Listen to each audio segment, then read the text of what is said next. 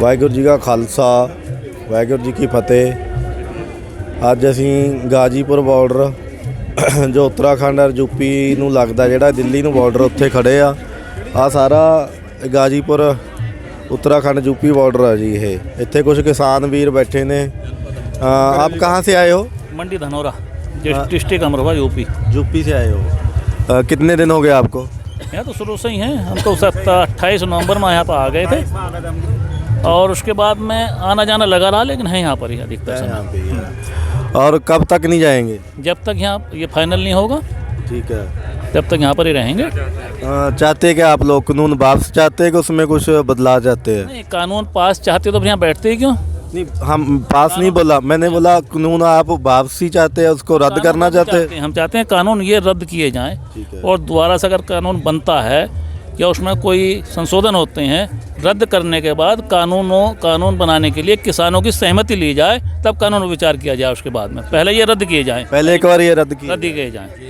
ये है मेन चीज़। जो आपके वहाँ पे मंडीकरण सिस्टम है, जो जैसे धान होता है, कणक होता है, उसका दाम आपको सही से मिल जाता है? देखिए, इस वर्ष कुछ थोड़ा यहाँ किसानों का धरना लगने की वजह से कुछ बेहतर हुआ, लेकिन मैं समझता हूँ 30% सरकारी MSP पर बिक्री होती है, 70% किसानों का नहीं बिक पाता, वो औने पौने में जाता है। MSP धान का रेट 1800-1850 रुपये है और किसान का बिका 800 रुपये, तो कहाँ गया? नहीं, सरकार तो बोलती जो प्राइवेट घराने हैं वो तो अच्छे से रेट देंगे, वो बढ़िया। अगर वो अच्छे से देंगे तो अगर 800 रुपये हमारे किसान को धान का रेट मिला है तो उसमें 1000 रुपये सरकार दे दे किसान को, अच्छा मिल जाएगा। दे तो सही, कौन दे रहा? मतलब जो प्राइवेट आपको सही रेट नहीं देते हैं। नहीं देते। आपकी अब फसल बिकती भी सही से, अच्छे से, टाइम से नहीं बिकती, खरीदता ही नहीं कोई। ठीक है। और जो गन्ने की फसल होती है उसमें भी प्रॉब्लम आती है। देखिए, गन्ने की तो इतना है कि पिछले 3 वर्षों से उत्तर प्रदेश में गन्ने का रेट का 1 पैसा नहीं बढ़ाया गया, और जबकि जो किसान खरीद रहा सारे उत्पाद के रेट बढ़ाए गए। 3 वर्षों से योगी सरकार ने एक भी रेट गन्ने का नहीं बढ़ाया है, और इस वर्ष 2-2.5 महीने मिलों चलते हो गए, किसान को अभी तक 1 पैसा नहीं मिला, ना ही इस वर्ष का वो रेट घोषित हुआ अभी तक। जो ये 26 जनवरी की ट्रैक्टर रैली है, उसके लिए क्या तैयारी है यूपी वाले किसानों की? अमरोहा से, मैं तो डिस्ट्रिक्ट अमरोहा की बात कहूँगा, 100 से 150 ट्रैक्टर टोले यहाँ पर आएंगी अकेले डिस्ट्रिक्ट अमरोहा से, और पूरी यूपी से तो हज़ारों से ज़्यादा होंगे। पूरे यूपी से ये है कि अब एक मीटिंग हुई थी हमारी, राष्ट्रीय, प्रांतीय और सब जिला अध्यक्षों की मीटिंग होती है गोपनीय शाम को। उसमें ये तय किया गया है कि हर जनपद से 100, 150, 500 तक ट्रैक्टर, आपके 1500 ट्रैक्टरों की बात कर रहे हैं बिजनौर से, 24 तारीख में यहाँ पर आ जाएंगे। अमरोहा से भी हमारे 150-200 के आसपास आ जाएंगे। सारे जिला अध्यक्ष यहाँ से जाके ट्रैक्टरों की तैयारी करेंगे। ये जो आपके सारे रोड खुला है ना, जो एक रोड एक ही तो बंद है, ये भी जब हम खड़ा करने को जगह नहीं, सतह ही बंद हो जाएगा। बंद करना नहीं हमें, लेकिन अपने आप ही बंद हो जाएगा। कहाँ करेंगे वाहनों को खड़ा? तो देखना आप 24 या 25 में यहाँ जगह नहीं मिलेगी कहीं भी, और वो सरकार को जब ही समझ में आएगा, पर हो सकता है उससे पहले भी शायद सरकार को समझ में आ, जैसे कोर्ट का डिसीजन है, तो सरकार भी समझेगी कि भाई यहाँ इनसे पार नहीं बचाएगी। अभी तक तो सरकार ये समझ रही थी कि भाई इन्हें थका दो, तारीख पे तारीख देते रहो, किसान थक जाएगा, उठ के भाग जाएगा। लेकिन उसमें सबसे ज़्यादा मैं तो सिख भाइयों का शुक्रिया अदा करता हूँ कि उन्होंने बहुत ज़्यादा यहाँ प्रयास किया, कि हमें भी ऐसा लगता था अगर हम चले भी गए तो ये नहीं जाएंगे, तो हमारी बात खराब। तो इस करके हम एक दूसरे पर डिपेंड रहते हुए यहाँ डटे रहे, मोर्चे पे डटे रहे, और यूँ ही डटे भी रहेंगे।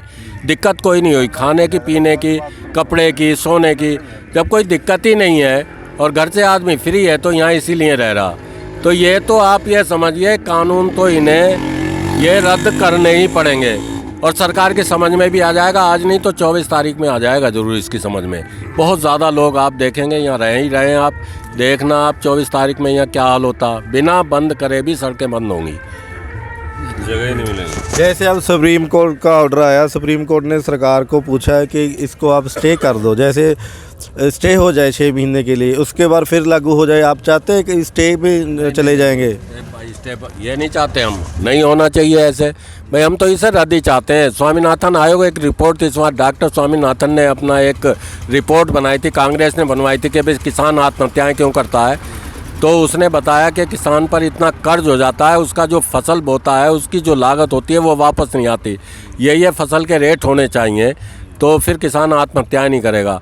वो इन्होंने ना कांग्रेस ने लागू करी और भाजपा आई ये कह के थी कि हम उसे स्वामीनाथन आयोग की रिपोर्ट लागू करेंगे, उस पर चर्चा करेंगे, बहस करेंगे अगर हमारी सरकार आती है। सरकार आ गई, उस पर नहीं, इन्होंने उसे नहीं किया कुछ भी। तो इस करके जब इन्होंने ही नहीं किया तो भाई ये कानून तो बहुत ही ख़राब है। इसमें कानून में आप सब लोगों को, आपको भी, हमें भी पता है, इन्होंने एक जो स्टॉक लिमिट है वो फ्री कर दी, चाहे जितना कोई। एक खाद्य वस्तु अधिनियम आम लोग कौन खरीद लेगा? अब बताओ आप पे कितना पैसा है, 100 क्विंटल, 10 क्विंटल, 50 क्विंटल। आम लोगों को इसलिए आएगी, मैं पैसे वाला हूँ, मैंने आज सारे ज़िले का, जनपद का या सारे यूपी का या हर प्रांत का मैंने गल्ला अपना स्टॉक कर लिया। खाने के लिए उपभोक्ताओं को ज़रूरत है, उन्हें तो खाने को चाहिए। सरकार का नियंत्रण ख़त्म है। अब वो तो कहेगा मैं तो भाई मार्केट में जब उसके रेट 500 को ख़रीदा 1000 को बेचेगा वो। हाँ बस वही है। अब आपका नियंत्रण, आपने खाद्य वस्तु अधिनियम था यहाँ सरकार का, उस पर नियंत्रण ये था कि 3/7 धारा लग जाती थी अगर आप स्टॉक नहीं निकाल रहे। स्टॉक की भी लिमिट होती थी। हाँ भाई, A लाइसेंस, B लाइसेंस पे इतना, A पर इतना।